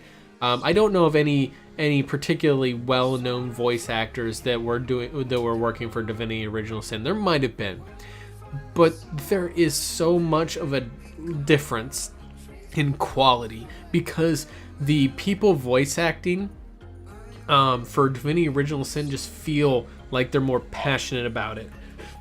Like, as opposed to, like, say you might have Jennifer Hale feels passionate about it, but everybody else is just kind of like there, right? They're just there because it makes the bells. Yeah, but like they're just the quality of emotion that you get in the voice acting and Divinity just is off the charts. Like you'll run into 20 different people and not hear the same voice repeated. Holy shit, is that... So you play Skyrim, right? You play Skyrim, and they have 5 voice actors in that game, I swear to God. 5 fucking voice actors, so you hear the same voice constantly. No. Yeah, like... Now, that pisses me off about games, too. We need games to stop being less like Skyrim and more like The Witcher, more like Divinity. Yeah. Like, and Divinity also... They follow the wrong game. Yeah, Divinity... Now, don't get me wrong, a lot of the NPCs that you run into in Witcher had repeated voices, but all of the... Any sort of quest interactable, character had a very keenly different voice. And the voice acting in that game was generally good, too, for the most part. But like I said, there's just something about, like I said, there's just something that really draws you in. Like, I was talking to just some... And this isn't new to Divinity Original Sin 2. The first game, although some of the characters got a little bit verbose on me, and when you're streaming it, it's painful to have to sit there for, like, 5 minutes while this guy's fucking giving me his life story, and I'm like, oh my God. You the Jeopardy music. Yeah, like... a monologue from Casey Kasem. Right, exactly. And that's what and especially whenever the guy is talking in a very accurately old man voice or very, like the last stream I did of Divinity Original Sin, there was some guy that was kind of wanting to kill somebody, but he was using so many of these allegory statements that was just, not only was it so gloriously like he was talking so well that it was great, but at the same time, you're like, in real life, you would be staring at this person just dead face, like, no emotion, like, what you're telling me right now is just so Stop talking, please. Just. Now, did either of you guys get a chance to play Wastelands 2? Wastelands 2? No. Okay. But you had mentioned, like, Skyrim only has 5 voice actors. Well, you don't need a lot of voice actors. You need good voice actors. Not everybody can be fucking Matt Mercer, okay? I know we all want everybody to be like Matt Mercer, but it's just not going to happen. Stop hiring Troy Baker for every game. It needs to be the one. It's like the one voice actor everybody knows. Hey, we're making a game called Troy. Well, no. What my reference was going to be a lot more old school. Mel Blanc, who did all of the voices for Looney Tunes, all of them, one guy. Yeah. Well, no. If you Google the voices of Matt Mercer, like, so there's for example, Jennifer Hale. Not to disregard the quality of her performances, she does a good job. But almost every role I've heard Jennifer Hale in, save for one, almost every performance I've heard her in, you immediately know, yep, that's Jennifer fucking Hale. She's got a very signature voice, and she does very well with her performances, so you kind of know whenever she's in something. With the exception of Krem in Inquisition, she actually did a great job of not sounding like herself, which was needed for that part, because obviously she wasn't doing a strong female for that part, so I kind of liked the change there. That worked. I just wish that BioWare's writing was better in handling Krem, but whatever. The point is... That's like, and there's another game I found that was like this. Victor Brad. The main character in there is the same guy that did Geralt from The Witcher. Yes. And it totally kills the immersion. That's one of the things is that, that voice actor from... In it yet. Yeah, the voice actor from Witcher, it's like, it's hard, because his voice is so distinctive, it's hard to, like, see him in anything else. The guy that does Garrett in Mass Effect is like that too. Yes. You can hear him in other games. He was in LA Noire. He was the AI in The Division. I've seen him in a couple other games too. He was in The Walking Dead Season 3. He played a character called Jesus. Yeah, I don't know. He looks like the Jesus, whatever. I get why they call him Jesus. But some of these characters just have so distinctive voices that it sucks seeing them in other roles. Yeah, they're good, but he's well hung. They're also the same. And that's largely, unfortunately, Jennifer Hale, is that her voice is sort of distinctive. You can usually very quickly spot it. But so the thing is, though, is that that's one of the things that Divinity does so well, is that I can't pick out anybody's voice that I particularly recognize. Like, I don't hear any signature voices on there, but everybody's voice acting is so goddamn good quality. It's amazing. And the level of choice in that game is fucking phenomenal. And I like the turn-based combat, but I understand that Kev doesn't like to think when he plays video games. Sorry, no, I'm kidding. Like when I play video games. Yeah, no, but that I understand that turn-based combat's not for everybody. I like the system. I like some turn-based combat. It's just not what I want in this game. Yeah, and it's like, particularly with RPGs, I think Dragon Age, Inquisition, Dragon Age 2 in particular, I think nailed the combat. And for a game like that, like fantasy games, that's how I want to play. Yeah. Sometimes turn-based combat's okay, but most of the time, like, I love it in XCOM. Mm-hmm. And that's kind of like, I enjoy those games. Like, for example, Invisible Ink, XCOM. Those games are actually ones that I really enjoy. Unfortunately, since I bought Divinity Original Sin 2 on, unfortunately, I don't think it has any of my. Yeah, it says 1 minute time played. So my time for the game has not been tracked at all. But the point is that, there's updates downloading for it too. What? Anyway, point is that that game has sucked me in like I haven't been sucked into a game in a long time. Like it definitely did something amazing. That's definitely hands down any other game that I've gotten to try this year. That one is my game of the year without a question. And I'm not the only one that thinks that. A lot of people are saying that, and I'm like, Larian Studios, good on you. you have made the indie game industry proud. Like, it's one of the highest rated games ever on Metacritic. Like, I think it's in the top 10 of the all-time highest rated, both with Metacritic scores and with user scores. It's like in the top 10 on both, and I'm like, god damn, that takes some work, especially for a niche game like that. Like, it's like you said, Kev, it's turn-based. Not a lot of people like that. It's very monologue heavy at times. Not a lot of people like that, and it still rates so high. That's another thing, or another game I forgot to mention that I did get around to playing. It is what it is. I finished off the Crisis series. Oh, wait, finally? Yeah, finally. Well, actually, I started, now that I think about it, the first Crisis game I started last year. So, late last year. So I, came through earlier this year, played Crisis 2, got stuck at some point, let it sit for a little while, came back to it, finished that one, played through Crisis 3. I flew through that one with a quickness somehow. But yeah, finished off the Crisis series. Good story, good gameplay. Good story, good gameplay, but replayability is meh on there. Yep. And that's the thing, though, is that kind of isn't Crisis one of those things where you'd say it's like it's almost a required experience, at least to play the first Crisis game. It's like kind of a required experience.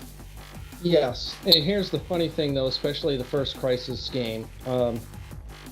The kind of the play-by-play, the orientation of the game, it's Halo. It is fucking Halo. It is. Yeah. You look at the story, the aspects behind it. You look at the gameplay environment on there. It's a Halo. That's really what it is. Only Crisis, the first Crisis came out in 2005. So it's Halo 4 years later. Heavily built for PC only.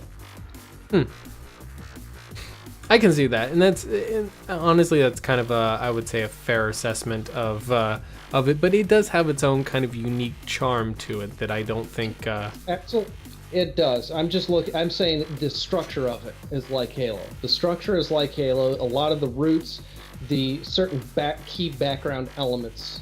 You got the super soldier with, advanced variable technology. It's a shooter. You've got it starts out with one kind of enemy, and then there's that random element thrown in that just, kind of throws everything sideways the first time you're experiencing it. And after that, they keep trying to relive that initial experience, but it's just not the same, on sequel games. Yep. So it's got its own charm to it. It is its own game, but it's definitely structured like Halo is. Mm-hmm. Yeah. By the way, that was a mistake me opening up GOG, because obviously it started downloading a patch and it just tanked the bandwidth of the stream. Now so, you don't know what the fuck, yeah. man. So if we had a momentary like kind of glitch in the quality on there, I apologize to everybody. It was entirely my fault. Or Comcast's fault for being really shit and not being able to handle two fucking things open at one time. Because that's none right now is if I do start running a download on something like that, that will go over cable. Whereas my video connection here is through my phone to two different internet connections. Yeah, that is hotspot though. Yeah, that is a benefit. Anyway, I would say also, what do you guys think is the biggest disappointment, the biggest facepalm of 2017? We'll start with you, Xaiphen. Oh. It's been so many. This has been a hallmark year.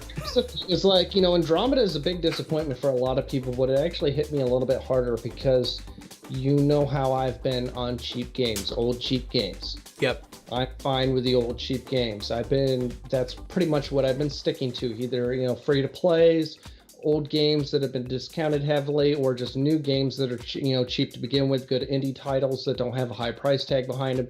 And that game comes along and we're all in on it. We're going all fucking in on this shit. So The best thing I did get out, there was one thing that I did get good out of that is they had the half price discount for Origin Access. I have been getting my money's worth out of that shit so far. Mm-hmm. But just like a lot of my examples on games I've enjoyed this year were from the Origin Access. I have not paid for those games. I've been getting them off of that. But Andromeda, did we even have a full fucking month before we're just, we're done? I think I managed to go at least 2 or 3 months with it. I was struggling towards the end once they put out patch 1.09, but I think that was like July when they put that out, and that's really was the nail in the coffin.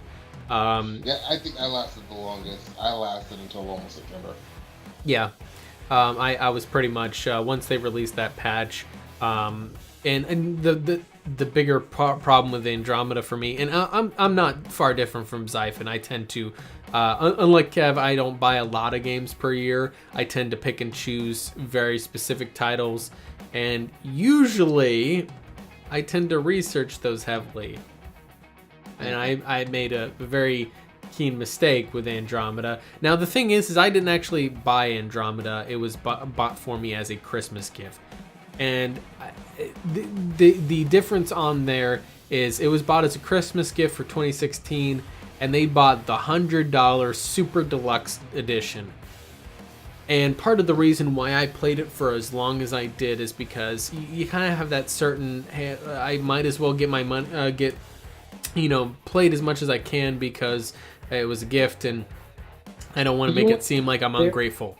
Get the gift giver's money's worth out of it. Yeah, exactly. You have that certain obligation where you don't want to feel like you're ungrateful for a gift of a game that to be fair, you asked for. Yeah, dealing with it for yourself, where you're dealing with it yourself. You still have that I want to get my money's worth feeling out of that, but you have that limit where you're gonna cut your losses. Fuck this. All right, it was a waste. But any given person usually is more comfortable with it being their own waste than somebody else's. Yeah, exactly. And that's kind of where I was at. Is that really made me feel bad because I'm like I technically asked for it. Everybody knew that I was around me personally knew that was going to be a big game for me because I was hinging. To be fair, I was hinging a lot of YouTube content. I'd taken over the N7 Spec Ops community with Rex and Night Rose, and we were like we had big plans. And this is what happens when you didn't come to Kev. Yeah, Kev, run this shit. No, this is what happens whenever a AAA publisher just sticks their dick into everything wrapped in sandpaper. That's what happens. It worked, Pinocchio. Yeah. So that's really the I would say it's definitely high up there, but I mean EA in general has just shit on everything. I would say probably though that based upon the experience that I would rate Andromeda as being my biggest disappointment of 2017 though, just because of my personal involvement. While we all get kind of affected by net neutrality, and it was definitely disappointing to see some of the stuff with Casino Front 2. I wasn't necessarily personally, I didn't buy Casino Front 2. I will not buy that game. I'm kind of done with EA for the time being in most AAA games, to be frankly honest. But I would say that Andromeda was the one that kind of hit me personally the hardest too, because I don't buy a lot of games there. So Kev. I'd have to actually say probably Casino Front. Casino Front was your biggest disappointment? Casino Front was one of my disappointments. Oh no, I'm thinking more to my biggest fail. My biggest disappointment, like the rest of you, Andromeda, because Andromeda was when I realized that BioWare was dead. Yeah, that's what did it to me. I was one of those people. I liked Dragon Age 2. I was okay with the Mass Effect 3 ending. I actually fell in love with BioWare because of Mass Effect 2 in particular. Mm-hmm. So for me, it was like, okay, they're great. A couple years later, all got their shit. Yeah. I think I've become a lot more cynical of games this year, and I think especially after Andromeda. So, like, that's why, and I talked about the name change again, too. When I changed BansheeCharger, that's out of love for Mass Effect. Yeah. Granted, I think people are having trouble with the name BansheeCharger, and I'm like, it's a mouthful, and it's really meta, and it's really like, well, yeah, if you're a hardcore Mass Effect fan, the hardcore Mass Four Effect whopping fans syllables. So it's a mouthful at 4 syllables. Oh my. Yeah, I think it is. But also, like, unless you're like a hardcore Mass Effect fan, all the hardcore Mass Effect fans got it right away. Everyone's like, what? So I didn't think about it. So when I did the change to Kevin 7. I'm like, that works. It's a cool play on my name, and it works. Sure. And it has the same effect. I think it has the same effect. God damn it. Yeah, that's fair. I would have think that it would have been fun. I like to say Kevin 7. That's just me. That's it, Kevin 7. Yeah, like you just act like you're saying Kevin. Kevin 7. But no. So my thing is that I think that it's like I was also kind of before Andromeda released. I was also kind of casually looking forward towards Anthem because, to be honest with you, kind of seemed like a BioWare's version of Warframe.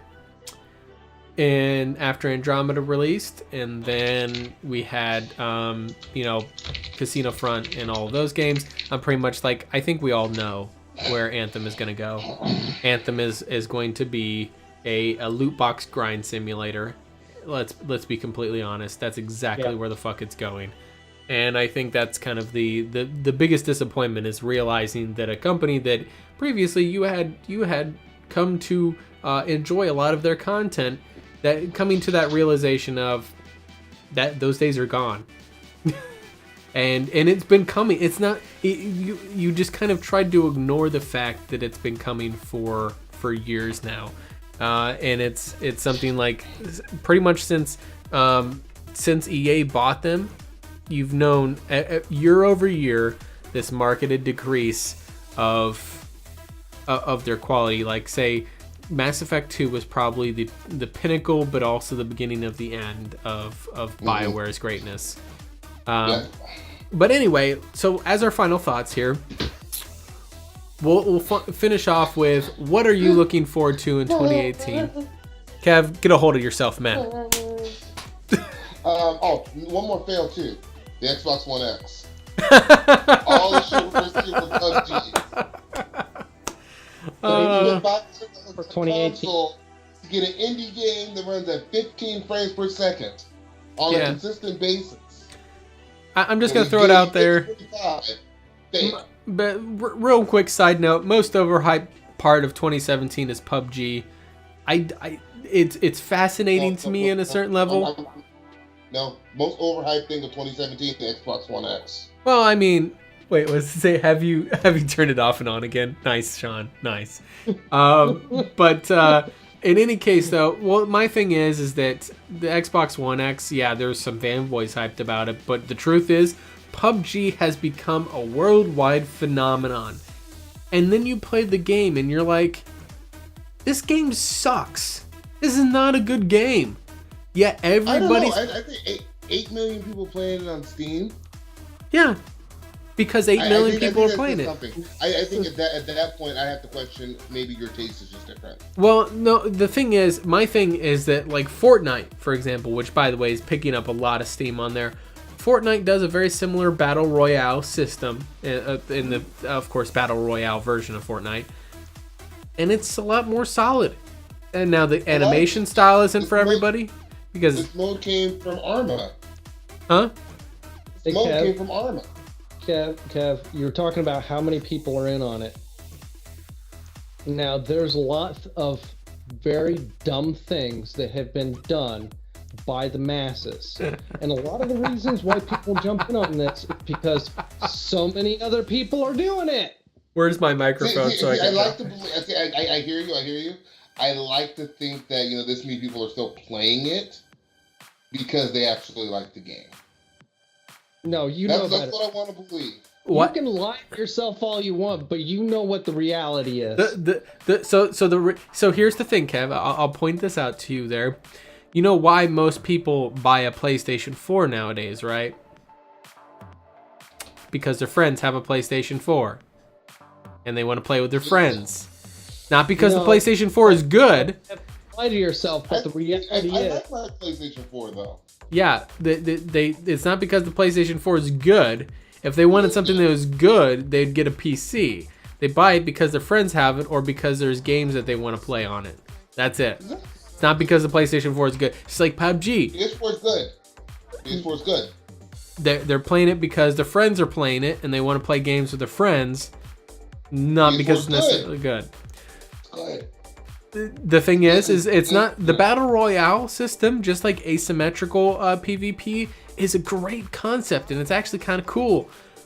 The problem is that the game is just horribly optimized. The server tick rate is so bad, it's just not a good game.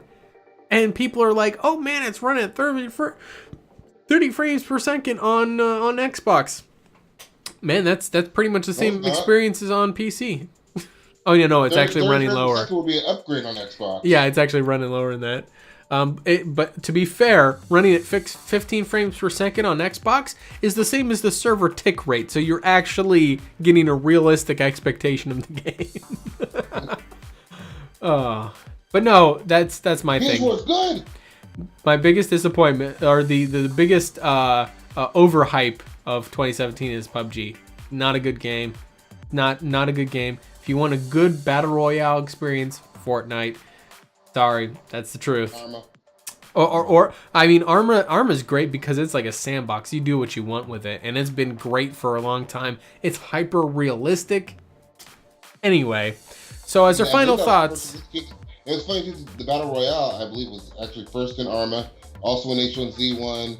DayZ was. Well, no. So you're talking H1Z1, DayZ. Those are your survival type games that are they're free for all, right? And you do get griefed by a lot of players, but they're not. The point of them isn't like an arena style free for all. No. They separated H1Z1.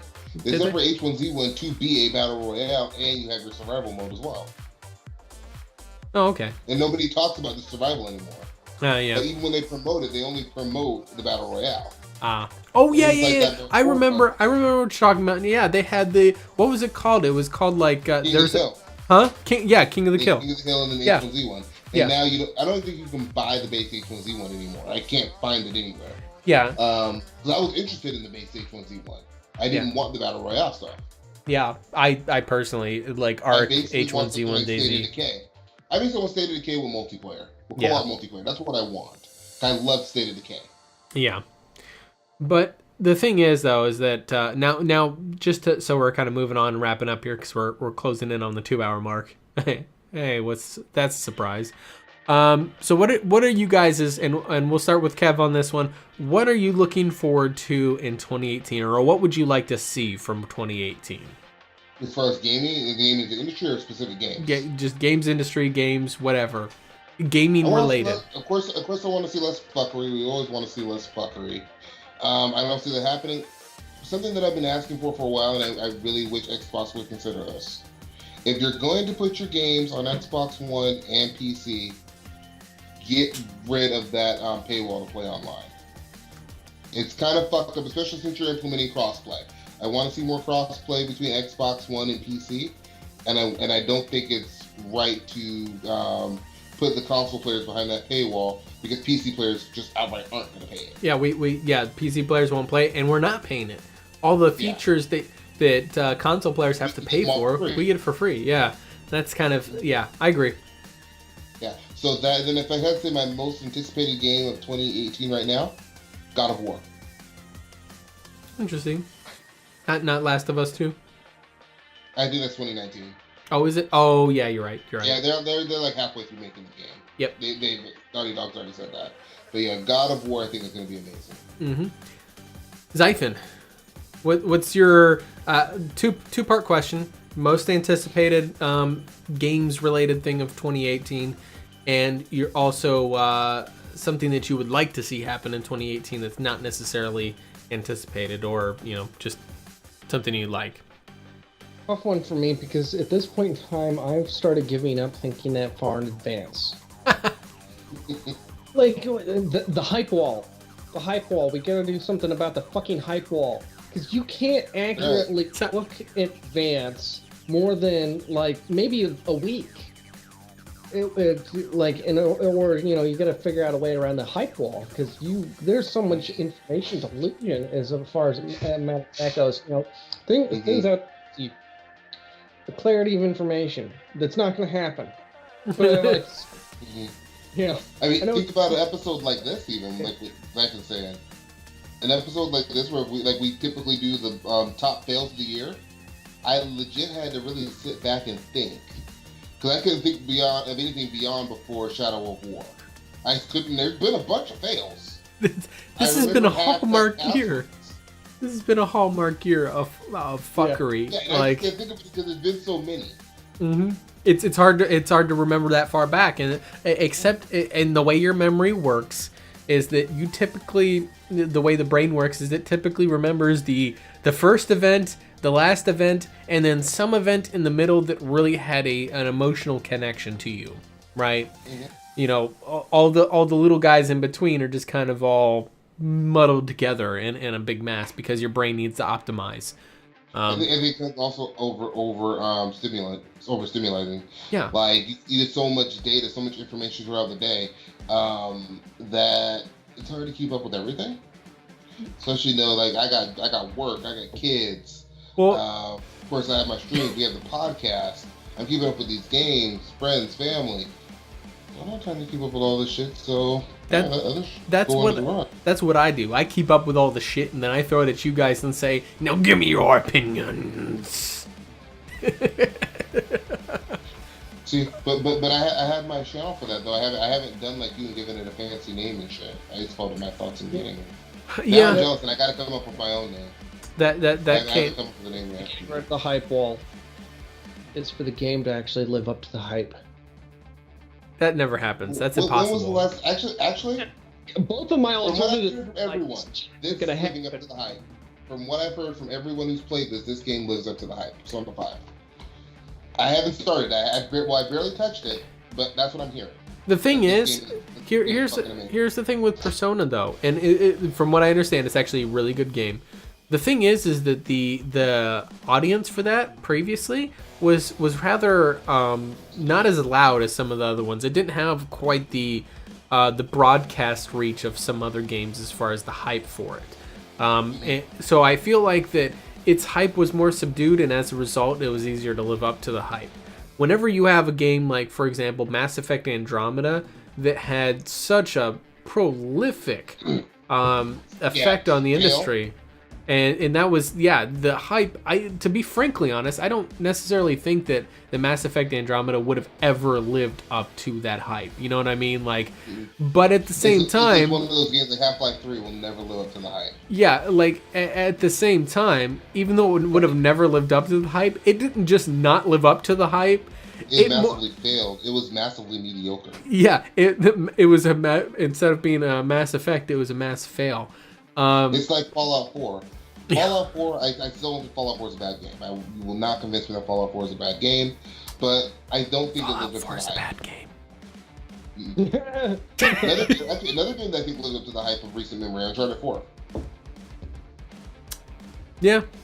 I think a lot of the Sony games that get hyped up, most of them I find live up to the hype. Well, and there's most of the Sony released games this generation. If you look at like games that really have kind of hit it out of the park this year, some of them did have some hype building for them. Like Horizon Zero Dawn did have some hype building up for it. But at the same Zelda as well. Those were both games that were pretty well hyped and pretty well lived up to them, right? Horizon, it's very soft. Yeah. Now the other one was Mario Odyssey, but then again, see, Mario is a weird thing. Is that I feel like it would be really difficult for Nintendo not to make a very highly rated and very successful Mario game, because it's just kind of one of those things where it just can't. It's like that's a game where they would have to really, really fuck it up for people to actually pan it. You know, like it got. I think it also comes down to what you like. Like I don't like 3D platforms like that. I get kind of 3D platform that I like. So I tried Mario Odyssey, and I'm like, it's alright. Yeah. But aside from that, there's other games that kind of came out of nowhere, and I think this was last year technically, but it was all the same. Games like Nier Automata, right? Nier Automata was early this year. Was that an early? February. See, shit, man. It came out right around the time For Honor did, because I remember I was debating on which one to get. I think they came out the same day. But Nier wasn't necessarily incredibly hyped before its release. But good fucking God, did it knock it out of the park with the reviews and everything. People were just like, this game's amazing. You need to play this. Have you played it yet? No, I haven't had a chance to play it. I started it a week or two ago. I'm waiting for it to pick up. I see glimpses of greatness. I played maybe 2 hours of it. I see glimpses of, oh God, this game can be amazing. I'm just waiting for it to pick up. Yeah, and that's largely kind of the... I have to like pick and choose very carefully, because I'm one of those people that instead of playing like 20 games a year, when you're like 20 games a year that I beat, and I'm like, I maybe play 2 games a year, but the thing is those 2 games a year, I sink in hundreds of fucking hours into them. Right. Actually, this is what you remember I was talking about this on my YouTube channel a year ago. Yeah. Right. Actually, I envied that, because I feel like I'll play like 30, 40 games in a year. But I only put in like 30 hours in each game. Yeah. That's a long game for me, that 30 hours. Whereas you'll have like 100, 200, 300 hours. Fallout 4 is my game of the year 2015, but you have more hours input into it than I do. Yeah. And to be frankly honest, you know what I don't even think I've beaten that game yet. No, I haven't beaten that game yet. You know what I've spent hundreds of hours in Fallout 4 doing? Building bases. Yep. The thing that I haven't done, I've gone through and I'm going through the world. I love the combat in Fallout 4. I like the characters and environment. For me, that's the whole thing with Fallout. I like the environment. Yeah, like I've rebuilt the castle. I've rebuilt that. All the walls are now rebuilt on it. It's got automated 20mm cannons. Yeah, mods are awesome, by the way. 20mm fucking cannons are mounted on the defensive positions. You got a fucking machine gun on the roof. Yeah, they're 20mm auto cannons that are firing fin stabilized discarding sabot depleted uranium rounds. Oh God! You know, like shit comes up there. First of all, it sounds like hell whenever it starts firing. That is besides the fucking mortars that you get with the castle. So the mortars, they hit like a truck. Like I actually, just for shits and giggles, I went to the little area next to the castle and spawned 100 fucking raiders of various types. Yeah, 100 raiders. God, you saw my CPU usage just go through the roof. And then I just quickly ran as fast as I could so they didn't kill me. I ran back to the castle and I fucking tossed the fucking grenade for the mortars at them, and then I had the automated cannons going, and it was just like they didn't last but like 5 seconds. You want to do another Fallout run? I know I'm not gonna have time to do it, but it makes me want. I don't play Fallout like I'm supposed to. I play Fallout as a base defense game. Well, a tower defense game. How did you play New Vegas? But you know what? New Vegas doesn't have tower defense. That's what I'm saying, but you could love Fallout New Vegas. Mm-hmm. I just thought of a game I'm looking forward to next year. Death Stranding. God, that game makes no fucking sense. I don't even know what he's talking. It's like one of the more ingenious marketing schemes ever. Right? Like, what the fuck is going on? I have no idea. Like, there's a baby in your stomach, and it's giving a thumbs up. It's like, what the fuck is going on? I don't even know. I got enough games to worry about games that are confusing me. I still haven't played Resident Evil 7. Like, it's Hideo Kojima has become... Or 0 for that matter. Or the remake. Hideo Kojima has become a postmodernist game creator. Like, none of that shit makes any sense. drives sales. People will buy it just to figure out what the fuck it is about. Exactly. That's actually it's brilliant fucking marketing. But good God, Kojima. Oh, yes. Drives curiosity. Yes, I'm looking forward to that game. At least just to figure out what the fuck is going on. Well, I would also buy it because of Mads Mikkelsen or Mikkelsen. The Walking Dead guy. No, that's Norman Reedus. That's Norman Reedus, and I know him as the Boondock Saints guy. Yeah, I'm sorry. I know Walking Dead was hugely popular, but he's always gonna be fucking. He's always gonna be one of the Saints to me. So. Yeah. But in any case, yes, I'm more curious. I just want to know what the fuck it's about, because I just want to know what the fuck is going on. It looks. I'm not interested in the game itself. It looks dark as fuck. It looks like there's some kind of aliens that are invading, maybe that also are invisible, but they're at the same time that people seem to also be conjoined with some kind of parasitic organisms. I just don't know. Anyway, oh god, that's gonna go down a whole fucking rabbit hole. We don't have time to talk about that now. We'll talk about that next year. Can of worms here. God damn. Oh shit! I forgot they put Injustice 2 on PC. Yeah, Injustice 2 on PC. I played it on PS4. I had it for a little bit. I traded it in, but I wouldn't mind playing it with my PC fight stick. Yeah, that would be interesting. I'm out of copy. But we're getting going way off reservation now, and we're over 2 hours at this point, so we're just having all sorts of fun. Anyway, I think that pretty well covered it. God damn, that was a rabbit hole. So yeah, I would say what I'm looking forward to. I don't have any games that I'm looking forward to in 2018. I'm done with that shit. But I'm actually looking forward to hopefully a better, or what I want to see out of 2016 is an independent body that independently, not government control, banning. But I want some loot box regulations from 2018. Not banning them. I don't want loot boxes banned. I just want some intelligent, very common sense regulations. Want some act right. The gambling that they are. Yeah, I just want them treated like gambling, disclosed, transparency, just very, very simple stuff. I'm tired of this whole games trying to fight to keep their drop rates a secret. Mm-hmm. Why is it such a secret? Because it won't sell when people realize there's a 0.0625% chance of that ultra rare dropping? Then maybe you should make your drop rates better. Mm-hmm. That's all. I just want some ethics. I want 2018 to be the year of ethics. It won't be, but that's what I want to see from 2018. Aside from that, I'm hoping that maybe, since there is still a ways away from it, that maybe EA will kind of back down off their loot boxes, retool things a bit, and hopefully are able to implement some kind of change to Anthem. I don't, realistically, it's not going to happen. We all know it's not going to happen. Yeah. So wants magic tricks. I want divine intervention at this point, because that's what's going to take.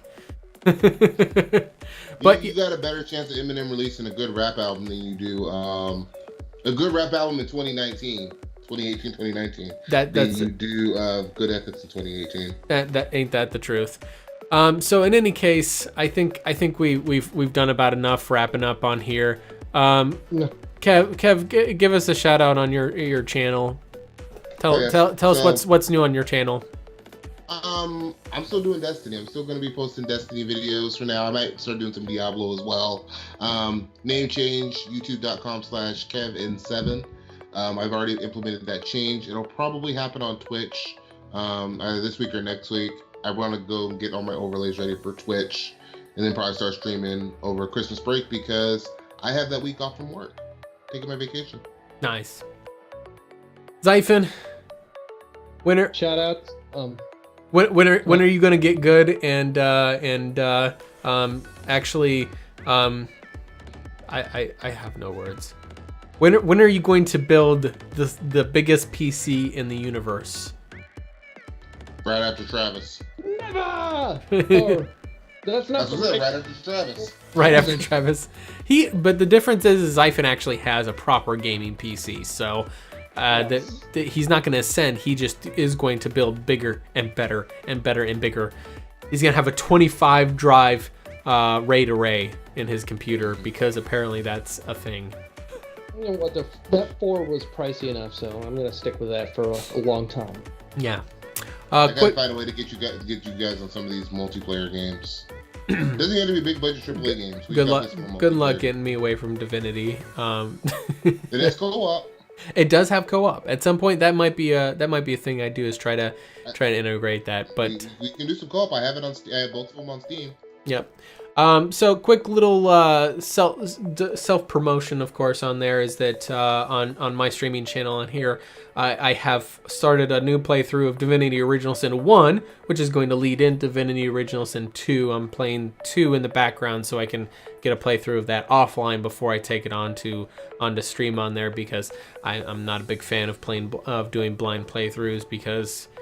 Yeah. Anyway, and then I'm also introduced the Mortiel Fallacy Show, which is a kind of a consumer education program that kind of all the nonsense you hear online. I'm trying to cut through the hyperbole, get people some actual facts, not opinions of various parties that might have some opinions or fanboys on bullshit. It's the whole cold hard facts, what the actual truth is, that whole deal. Anyway, that gets live streamed all on my Twitch channel and then uploaded to my YouTube channel after the fact. And of course, if you're watching this on either channel, you can find links for all that and our Discord down below. You can come chat with us. Tell us how much you loved or hated or whatever. What are your thoughts? Yeah, all that good stuff. And how much of a crazy person that these people can act like. Anyway, we're going to get signed off here for this week, guys. This will be our last stream of the year. We'll be back in 2018. Good God, what day in 2018? Some day in the 6th. We're gonna come back on the 6th, January 6th, 2018, when the world was a better place.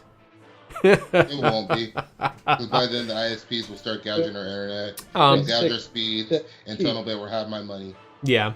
Anyway, so we'll be back on January 6th, 2018, guys. Have a good rest of your year, and have fun.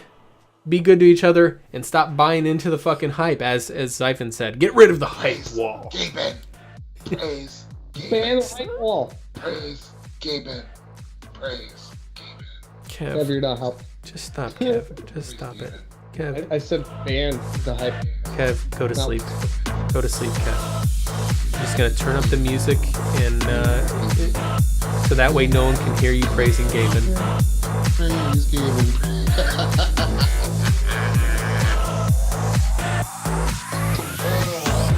Now I'm switching over mics. To the other mic. Hey Mike, what about this mic? It went silent when I did that. Kevin was silent.